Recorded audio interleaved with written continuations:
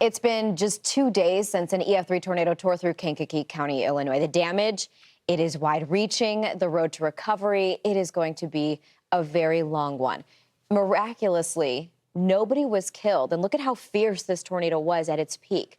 Stories of survival continue to emerge, and that includes a delivery driver, Lawrence Baker, who was, at the time, headed to the local Walmart for a grocery pickup. He said what started as just blinding rain, it quickly changed. And before he knew it, employees were urging everybody to take cover. And that impact, it did last just minutes before people were finally escorted out of the store. And that's when Lawrence tells us here at Fox Weather, he saw some of the damage to his vehicle, windows blown out, debris everywhere across the parking lot in particular. Yeah, Lawrence Baker, he's joining us this morning. Lawrence, a wild experience. I know that we didn't have video of that Walmart nor of what was going on, but just the general video of that tornado that hit. While you were driving, got to Walmart, did you think that you were going to witness something nasty? I think from what I read, you actually grabbed your umbrella before you went into the Walmart because you thought, I might need that as I head out. Yeah, yes, because on our way there on the 57, there was tons of just rain, just blasting. But then getting off the E-way and approaching the Walmart, it just stopped and it was quiet, kind of weird. And I said, well, let me grab my umbrella and just in case it's rain when it come out because it's clear right now. Then a few minutes into shopping, a security guard came up to me and he said, excuse me, sir, we need to leave your cart here and we are escorting everyone into back for shelter. And I said, okay. And I said, what's going on? He said, well, the tornado seems like it may have touched down at Kankakee Fairgrounds. So we need to take shelter right now. And myself with the other customers were escorted to the back. And a couple of minutes in, we get one of the workers running to us saying, take cover, because they were sweeping the store and they saw it coming our way. And you can already start feeling the wind. You can hear the wind. You can hear the pounding on the roof of the Walmart. And next thing you know, the wind starts lifting the ceiling tiles, and we were all on the floor, and we were grabbing onto whatever we could that was closer to the floor, and we started just grabbing each other. And I'm wondering, I'm like, am I going to see my family again? And I've been through many things in my life, but this is the most horrible and scariest thing that I've encountered, not knowing that you're going to make it out, because it seemed like it was laying on top of the building for a few minutes and we were losing power. And then people screaming and praying and holding each other until it started getting calm. And then the workers, they, as brave as they are, they were checking and going out there and making sure no one else was out there risking their own life. And we were just so ever grateful for them risking their lives, putting us under the desks and everything while they're standing up and might be the last people to try to take cover themselves. And before I knew it, they said around 6:30, 6:35, that we'd be staying in shelter until around 7 p.m. when the warning was clear, which ended up happening. And we all were thankful that we survived. And then we went outside and saw the damage. Lawrence, and I mean, a chilling story in that, right? Surviving a tornado that you later learned was a strong EF3 tornado and seeing the damage eventually when you got out into the community.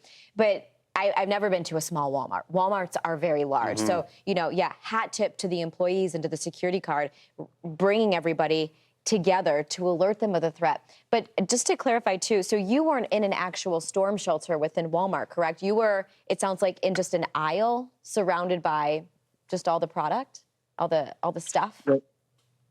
No, they escorted us to the back rooms. Okay. I guess that's where everyone took shelter. Okay. And the bathrooms and all that. So we all were in the back. They escorted everyone out the aisles, and they did a sweep of the store. And that's when, as we were back there, that's when they ended up running and telling us, hey, they saw it. It's on its way. Okay. And then everything happened. Okay. Yeah, so apologies. I missed that part of it, but still, yeah, to be vulnerable in that way. And as to your point, to make sure that everybody in a Walmart, in a big store like that, is safe and able to be protected from this storm. Your car, what was the damage? We know that when it comes to that vehicle, it's how you make your money. Yes, indeed. It was my passenger side sliding door of my van. That window, as well as the rear window on the passenger side as well, were blown in. And that's easily fixable. But I was just more worried about seeing my family again. I think, yeah, in these moments, the first thing you think about is the people you love. And you have a wife, you have children. So talk to me about maybe the first time you were able to connect with them. And what did they experience? Were they also within the county during this tornado? Well, they were back at my home in Bourbonnais, and they ended up being safe. They saw that it was dark skies and everything, but it really didn't hit hard over here in Bourbonnais. But I guess I was still in shock, even when we left the Walmart, because we're trying to find different ways to get home, and a lot of the roads were closed. So I had to take the 57, the expressway, back up to Bourbonnais to get home. And it wasn't until I got there and I saw my wife come outside, and that's when I realized I was safe, and I embraced her and pretty much cried like a baby and just squeezed her. And then I said, I need to see my kids. And when I saw them and we were all hugging, I said, I've never been so grateful for my life and for being here with them.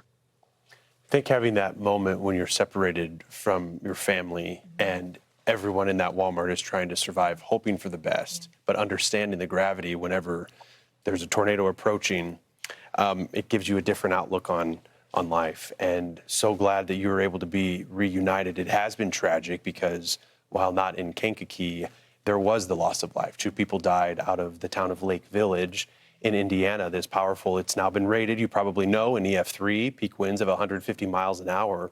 I guess going forward, as a way for everyone else to understand how serious these storms can get, does it change the way you view storms? How will you navigate these storms? Because the Midwest, we have storms all the time.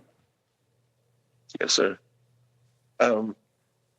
I get quite nervous even yesterday, going out and going around the towns and seeing the damage. It made me just so emotional. And I don't know, as soon as I was passing the area of the Kankakee, my wife and I went by the Walmart, and I just immediately became overwhelmed and started crying because I couldn't believe that I was still there. And to see everything and what people have lost, and you see all of this, the community and all of the rescue workers and the firemen, the police, everyone trying to start this rebuild and look for survivors or anyone that is still in need of help. It just makes you feel that sense of humanity that you don't see every day. And it just makes you love the world a little more and just be thankful. Yeah, it changes you forever. I think it lives within you forever. And we do appreciate you sharing this story. So glad you're okay. Everybody within that Walmart is okay. And kudos to the team that was working to make sure people were safe. And I'm glad you are back with your family and sharing the story and your very raw emotion as we navigate what comes next for so many. Thank you, Lawrence Baker, from Thank you. Coming out of this tornado to continue to share your story. Thank you.